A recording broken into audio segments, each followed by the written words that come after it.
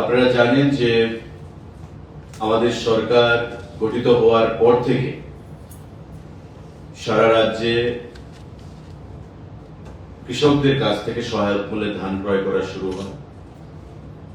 এবং প্রতি বছর দুবার খারিফ এবং রবি দুবার বছরে সারা রাজ্যব্যাপী কৃষকদের কাছ থেকে সহায়ক মূল্যে ধান ক্রয় আমরা কন্টিনিউ রেখেছি এবং আমরা ব্যর্থহীন ভাষায় বরাবর বলি যে যতদিন আমাদের সরকার আছে বছরে দুবার খারিফ এবং রবি সিজনে কৃষকদের কাছ থেকে এই ধান ক্রয় করা আমাদের জারি থাকবে, আমরা চালিয়ে যাব। এবারও রাজ্য সরকারের এই সিদ্ধান্ত মোতাবেক 2018 সাল থেকে যে প্রসেস চলে আসছে, এবারও আমরা সিদ্ধান্ত গ্রহণ করেছি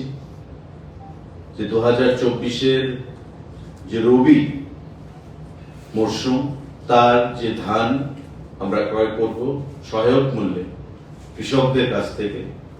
এবং তার সূচনা হবে আগামী 19 তারিখ 19শে ডিসেম্বর 2024। 21 টাকা 83 পয়সা ছিল খারিফ সিজনে এবং সেটাকে বৃদ্ধি করে